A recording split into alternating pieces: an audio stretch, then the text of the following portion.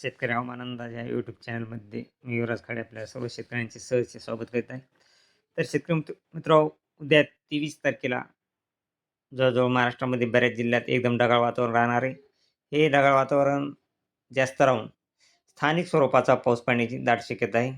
तसे पाहिलं असता शेतकरी मित्र संभाजीनगर, वैजापूर, श्रीरामपूर, अकोला, अहिल्यानगर, जुन्नर, खेड, दौंड, पुणे तसेच सातारा, कराड या भागामध्ये, विटा या भागामध्ये वातावरण एकदम जास्त ढगाळ राहणार आहे.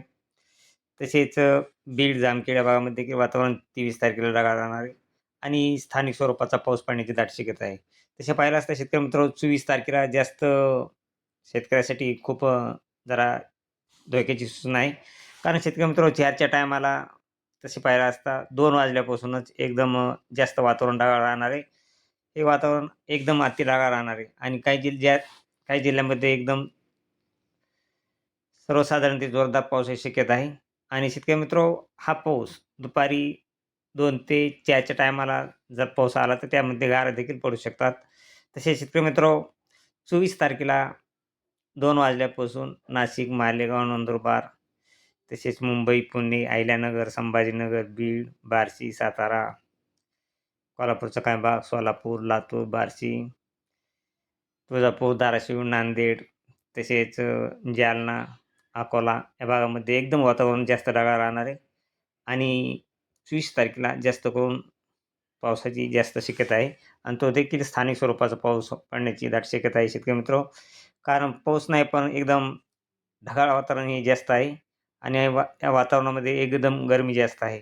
त्यामुळे स्थानिक स्वरूपाचा पाऊस हा 24 तारखेला पडू शकतो. तसेच 25 तारखेला देखील शेतकरी मित्र नाशिक, मालेगाव, संभाजीनगर, बीड, अहिल्यानगर, पुणे इकडं पाहिलं असता अकोला, अमरावती या भागामध्ये देखील खूप असे ढगाळ वातावरण राहणार आहे पूर्ण विदर्भ साईडला आणि 24-25ला देखील पाऊस पडण्याची दाट शक्यता आहे. तसे पाहिलं असता 26 तारखेला बीड, लातूर, बार्शी, तुळजापूर या भागामध्ये जास्त वातावरण ढगाळ राहणार आहे. तसेच नांदेड, पुसद, परभणी, हिंगोली या भागामध्ये देखील वातावरण ढगाळ राहणार आहे आणि स्थानिक स्वरूपाचा पाऊस पडू शकतो. 27ला देखील तीच परिस्थिती राहणार आहे मित्र. एकदम वातावरण ढगाळ राहणार आहे आणि स्थानिक स्वरूपाचा पाऊस पडू शकतो. तसेच 28 तारखेला देखील तीच परिस्थिती आहे. बीड, बार्शी, सोलापूर, तुळजापूर, नांदेड, लातूर तसेच संभाजीनगर, जालना, परभणी, हिंगोली, नांदेड या भागामध्ये एकदम जास्त वातावरण ढगाळ राहणार आहे. तसेच सोलापूर या भागामध्ये एकदम जास्त वातावरण ढगाळ राहणार आहे आणि तेथील शेतकऱ्यांनी थोडे जागरूक राहा कारण त्या टायमाला देखील पाऊस पडण्याची दाट शक्यता आहे आणि 1 मार्चला देखील वातावरण एकदम जास्त ढगाळ राहणार आहे. तसेच शेतकरी मित्रांनो 2 मार्चला देखील वातावरण जास्त ढगाळ राहणार आहे. जवळजवळ हा 2 तारखेला 2 मार्चला पूर्ण महाराष्ट्रामध्ये वातावरण एकदम जास्त ढगाळ राहणार आहे. कारण की 1007 हेक्टोपास्कल इतका दाब तयार झालेला आहे आणि तो हा महाराष्ट्रामध्ये येण्याची दाट शक्यता आहे तो लो प्रेशर. त्यामुळे महाराष्ट्रामध्ये एकदम वातावरण ढगाळ राहणार आहे आणि स्थानिक स्वरूपाचा पाऊस देखील पडू शकतो. 3 तारखेला देखील तीच परिस्थिती आहे शेतकरी मित्र. 60 ते 70% वातावरण ढगाळ राहणार आहे 3 मार्चला. त्यामुळं 3 मार्चला देखील पावसाची दाट शक्यता आहे. काही भागामध्ये 3 मार्चला देखील पाऊस पडण्याची दाट शक्यता आहे आणि जवळजवळ 3 मार्चला पूर्ण महाराष्ट्रामध्ये वातावरण जास्त ढगाळ राहणार आहे आणि स्थानिक स्वरूपाचा बऱ्याच जिल्ह्यात पाऊस पडण्याची दाट शक्यता आहे. 4 मार्चला देखील तीच परिस्थिती आहे.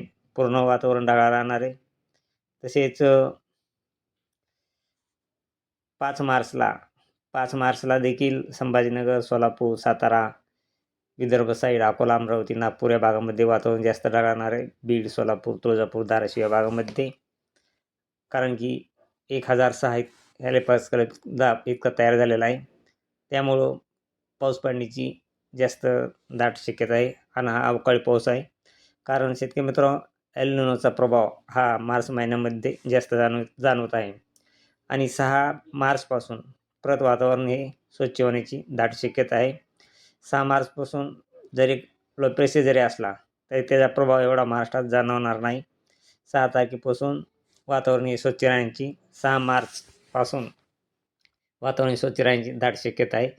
परंतु 5 मार्चपर्यंत सध्या महाराष्ट्रात जास्त ढगाळ वातावरण राहणार आहे आणि दुपारच्या टायमाला जर वातावरण जास्त ढगाळ राहून पाऊस जर आला तर गारपीट होण्याची देखील दाट शक्यता आहे.